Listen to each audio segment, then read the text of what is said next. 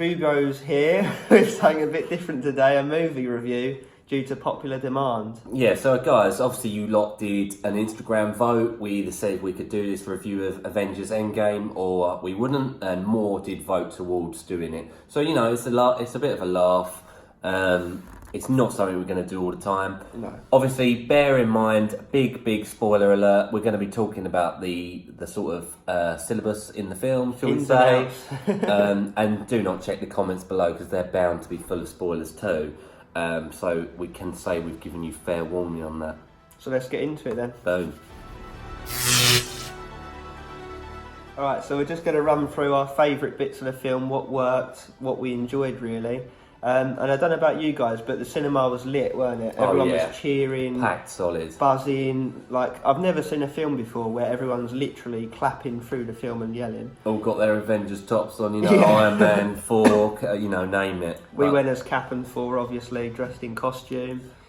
So one of the most epic bits, I'm sure you'll all agree on, is when Captain America just randomly gets the ability to use Thor's hammer, Mjolnir. Yeah, because obviously you see him wiggle it in Age of Ultron and Thor gets concerned. That was a fantastic scene for me. Obviously that's when the cinema erupted, you know, that and the portal scene with all the Avengers coming through and back up was fantastic. That for me brought the film score up a good point or two. Yeah. You know, that is worth going to see on its own. It really is sort of a heart-stopping moment, shall we say. The film smoothness was fantastic, you know, it flowed nicely. It didn't feel 3 hours, did it? No, not at all. And what I will obviously say to you guys is make sure you've got your drinks and your toilet runs are done before.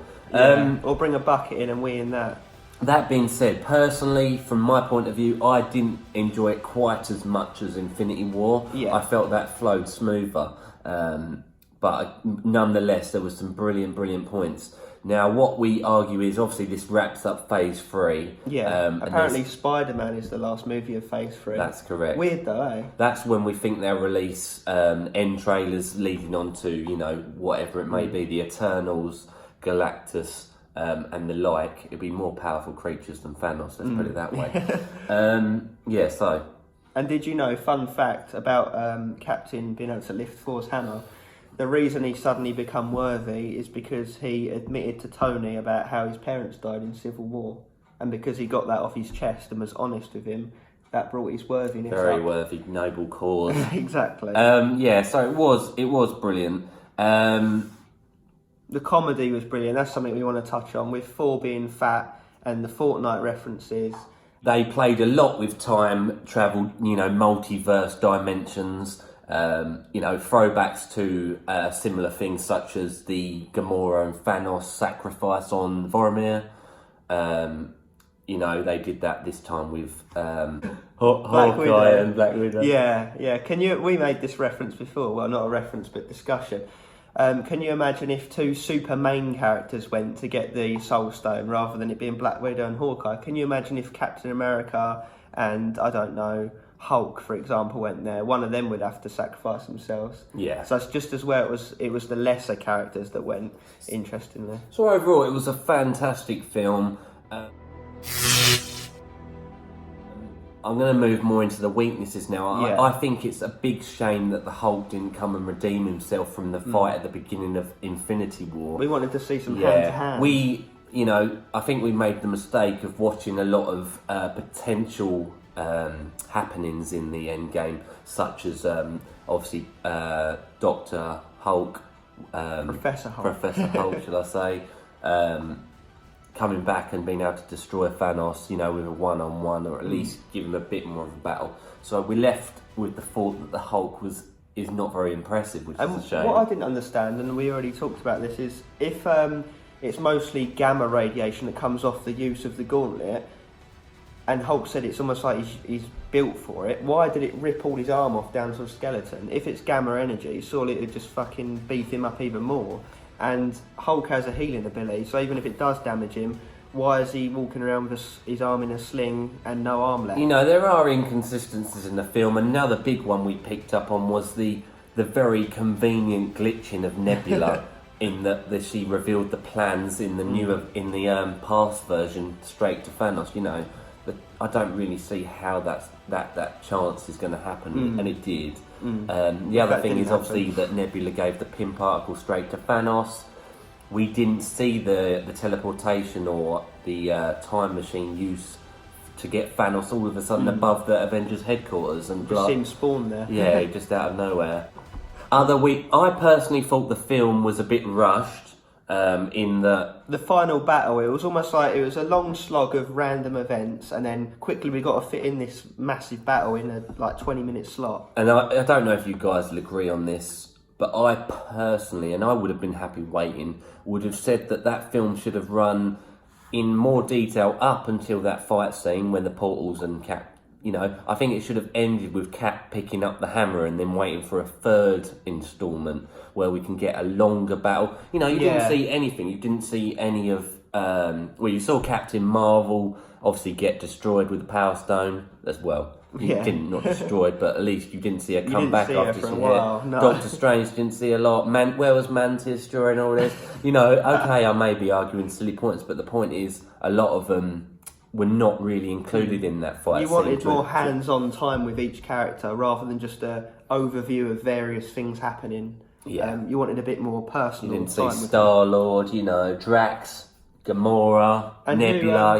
You didn't see them in any of the fight scenes. Who else cringed at that feminist bit where Oh, what with all the women getting together? All of the women conveniently in the same 10-metre I'm radius. very sure if that had been a reverse and it had been all the men doing the battling, then it would have been a very different story. Yeah, it would have got a big heat, a lot of heat. It just takes you out of the film a bit, and you're like, really? Comedy in a dark scenario where Thanos is supposed to be reversing the universe down to the atom.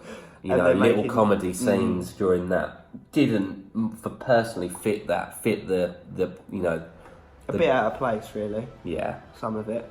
And why did Black Widow not get a funeral like Tony, even though she's been around virtually just as long? And she did sacrifice herself for the cause. Okay, it may not have been the final click, Yeah, but without her sacrifice, they wouldn't have.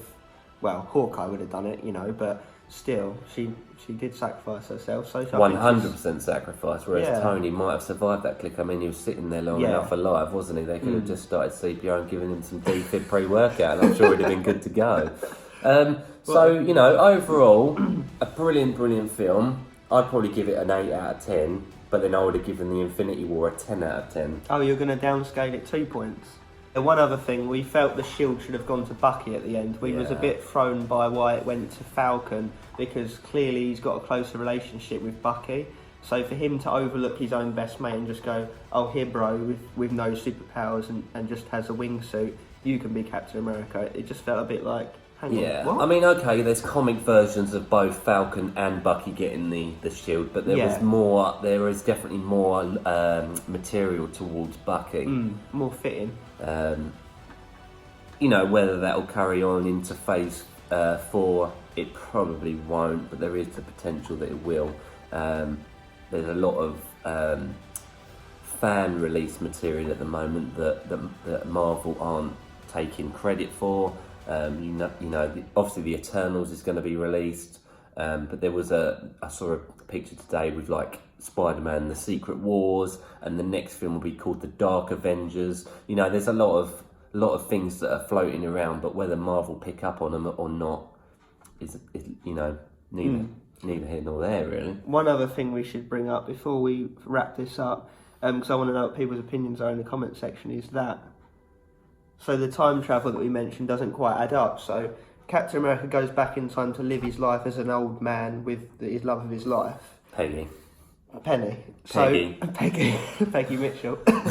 So does he replace the Captain America who's there, or is there 2 Captain Americas for that time period? Because if there's only one, then basically none of those last movies could have happened, because Captain America would have been a granny all whilst those last films are happening. And if there's 2 Captain Americas, why are they mourning the loss of him and him being an old man and having to pass his shield on, if technically speaking there's still a young fit Captain America running around, because there's 2 of them anyway? Also, there is a lot of theories going around at the moment as to why Captain America lost his... Well, he aged, didn't he? He should have still kept the serum power through going back to the 1940s. and then he should have still been the young version then. I can't remember the villain's name, but there is someone who takes away the power of the serum. So does he age super slowly with this Yes. super soldier serum? Yeah, well, he was in the ice for 70 years, weren't he, and came out the same as what he'd left off. So whether they allude to that in a future, you know, the way I personally see it is Marvel have made too much money to stop now making money. So that it's going to be interesting to see what comes out next. We've got Adam Warlock in Guardians of the Galaxy coming up. That's going to be an interesting battle, should we say. And Thor has joined the Guardians of the Galaxy. It's going to be the Asgardians of the Galaxy now, so that'll be fun. Seeing which one of them gets to take over as leader. That's always the best funny bit. Yeah, I think that wraps up this review. Obviously, do bear in mind this is a one-off, just because at the moment there's a lot of hype going with the Endgame. And a lot of our followers are generally into superheroes. You know, lifters and superheroes are one of a kind, really, aren't they? One and the same. So thank you for watching along. You know, comment below, let us know if you've seen it, what your thoughts and feelings are, anything that you think was missing or anything you think we've messed up on. You know, you name it. Yeah. Basically, we want to hear it. We just wanted to generate a bit of discussion, really, in the comments section. So let us know what you liked, what you didn't like, what you hope to see in the future. Any bits, like Aaron said, that we've overlooked or we're confused on incorrectly. Yeah, let's get a little discussion going. I'm sure there's a lot we've missed out. We've got to keep the video relatively short. You know, every day I'm thinking of something else that could have been added or was, you know, I'm sure it's one of those films where you watch it more than once and you'll start to pick out new bits and pieces. So you're an 8 out of 10. I'm more towards a 9 out of 10, just purely because of the hype behind it and how happy everyone was in the cinema. It gives you that, you know, buzzing feeling when everyone's jumping up out their chairs. Exactly, it's a fantastic film, don't get me wrong. It's just, you kind of go into it expecting it to be a fantastic film. You know, it's kind of very similar when it comes to pre-workouts. If you expect from the hype an absolutely brilliant pre-workout, sometimes it just can't live up to that hype. Yeah, maybe I'm wrong. Yeah. So thanks for watching, guys. Give us a thumbs up or dislike it. You know, it's up to you guys. And I really hope we haven't spoiled any of it for you. If you know, we did try and warn you at the beginning that there are spoilers in this. So thanks, cheers, guys. As always, stay stimmed.